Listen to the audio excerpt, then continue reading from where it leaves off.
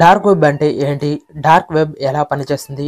ఎందుకని డార్క్ వెబ్‌ను ఎవరు ఏమి చేయలేరు? డార్క్ వెబ్‌ను ఎవరు కంట్రోల్ చేస్తారు? ఈ టాపిక్ గురించి ఈ వీడియోలో ఎక్స్‌ప్లెయిన్ చేస్తాను.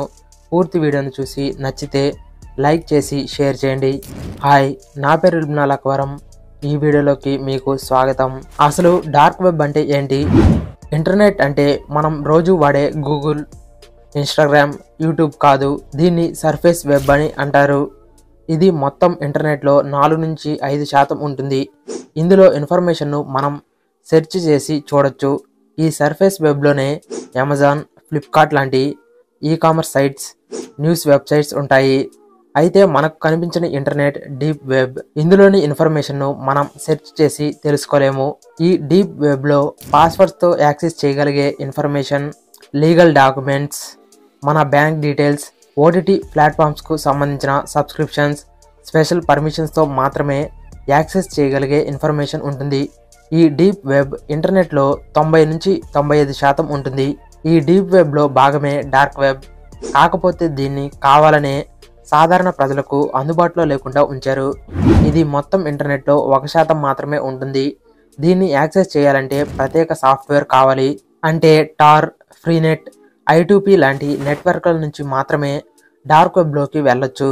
ప్రపంచంలోని చాలా గొడవలకు అమెరికా కారణం అయినట్లు ఎన్నో దరిద్రాలకు కారణమైన డార్క్ వెబ్ పుట్టుకకు కారణం కూడా అమెరికానే.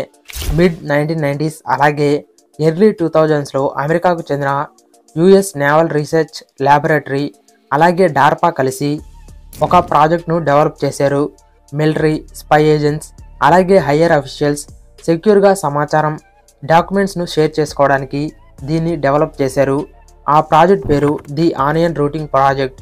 టార్ ఆనియన్ ఎలాగైతే తీసే కొద్ది పొరలుగా ఉంటుందో అలాగే టార్లో అన్ని సెక్యూరిటీ లేయర్స్ ఉంటాయి.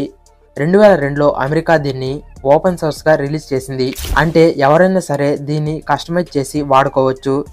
దీన్ని పబ్లిక్గా రిలీజ్ చేయడానికి కారణం ప్రపంచవ్యాప్తంగా లక్షల మంది డార్క్ వెబ్ను వాడటం వల్ల ఆ గుంపులో ఈజీగా గవర్నమెంట్ ఏజెంట్స్ సీక్రెట్గా ఇన్ఫర్మేషన్ షేర్ చేసుకోవడం, అండర్ కవర్ ఆపరేషన్ చేసి క్రిమినల్స్ పట్టుకోవడం ఈజీ అవుతుందని. 2008లో ఈ ఆనియన్ రూటింగ్ను ఉపయోగించుకొని టార్ బ్రౌజర్ రిలీజ్ అయింది. అయితే టార్ అనేది ఒక పెద్ద ఇంటికి ఉన్న ఒక డోర్ లాంటిది. ఇంటిలోకి వెళ్ళడానికి ఇంకా వేరే డోర్స్ కూడా ఉన్నట్లు ఫ్రీనెట్, I2P లాంటి నెట్వర్క్స్ నుంచి కూడా డార్క్ వెబ్లోకి వెళ్ళొచ్చు. డార్క్ వెబ్లో చాలా ఇల్లీగల్ యాక్టివిటీస్ జరుగుతాయి. ఇన్ని